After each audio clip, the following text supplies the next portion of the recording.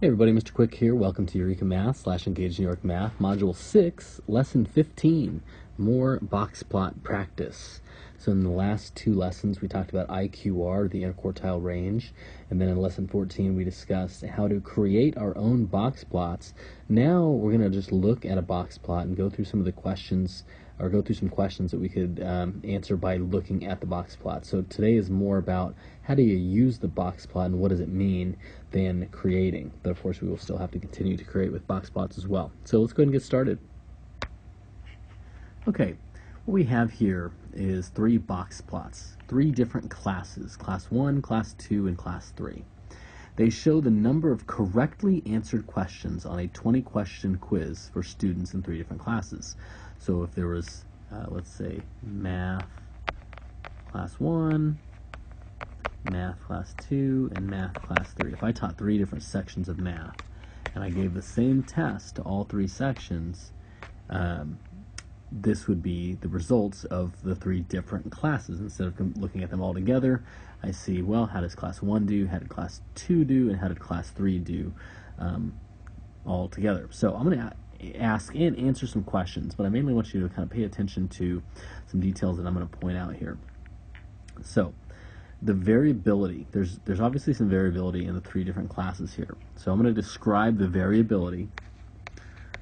So how much the scores, variability, see I can't talk and write, how much the scores vary by, how much of a difference is there in the scores. So let's look at that. Well, the first thing you may notice is that while the boxes are the same, or excuse me, the boxes are different lengths, the minimum and the maximum are the same for all three classes. So what that means is that in each class, the lowest score, it looks like, was about a 5, because it's between the 4 and the 6, and the highest score was a perfect 20. So someone in each class scored a 5 on this test. Someone in each class also scored a 20 in each class, meaning a perfect score. Now, if you recall that the box is the middle 50%, the middle half of the scores, one thing we can also notice is that the median is the same for all three boxes. So we have the same minimum, the same maximum, and we have the same median, which is 12. So the number that's right in the middle of all the data sets is 12 for each class. Now what that means, though, is that the interquartile range is different because the boxes are different sizes.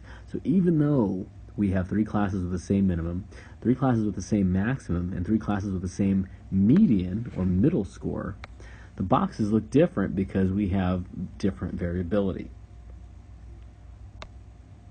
You'll notice here with class number 3, it has the smallest box of all of them.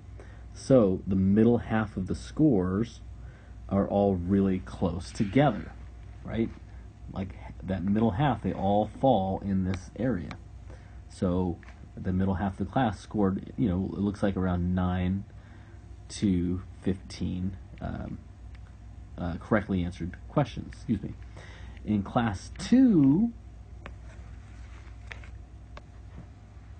you notice there isn't a minimum or maximum, meaning there's not that line that we normally have with the box plot. The quartiles are the minimum and the maximum.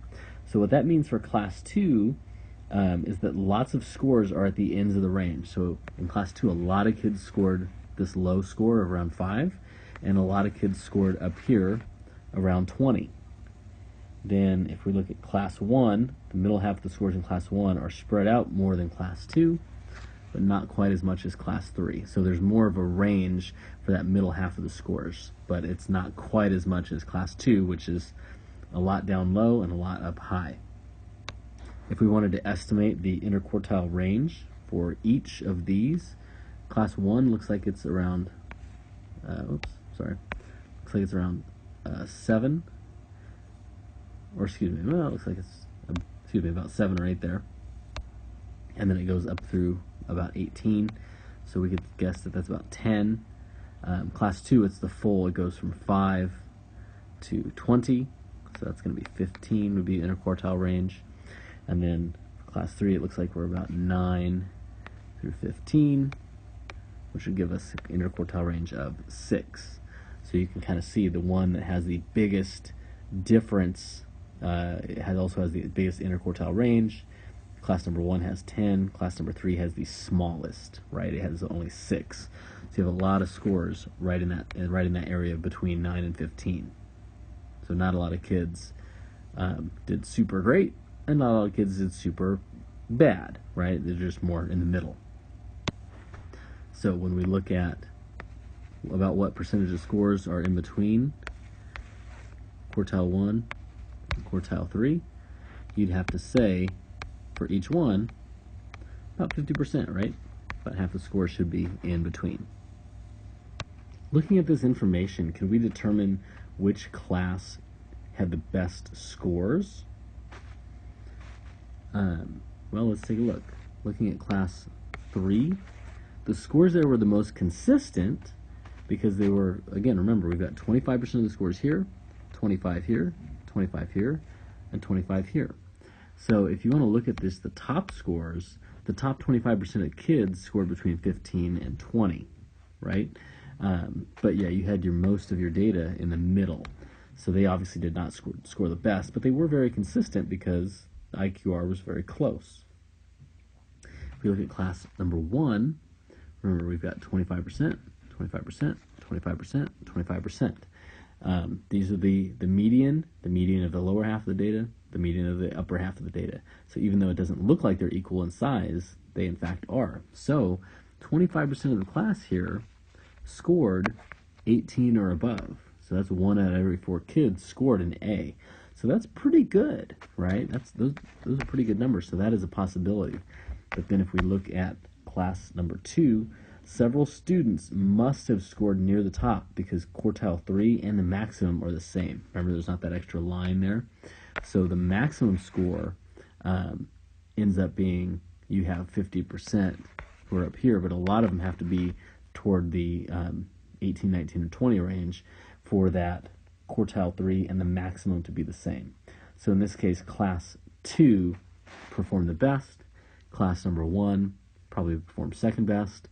Class number 3 had more scores in the middle. So they all scored a lot. A lot of the kids scored the same or around the same, but that was not a high number. Okay, so this lesson was, again, primarily about just looking at this information, being able to read it, being able to understand it, kind of talking about what it means. Lesson 16 will be kind of similar, but we're going to be going back and forth between a box plot and a dot plot, and we'll kind of look at that. So anyway, that's all the time we're going to have today. Thank you for watching, and we'll talk to you soon. If you have any questions, as usual, find me, talk to me, and we'll go from there. All right, talk to you later.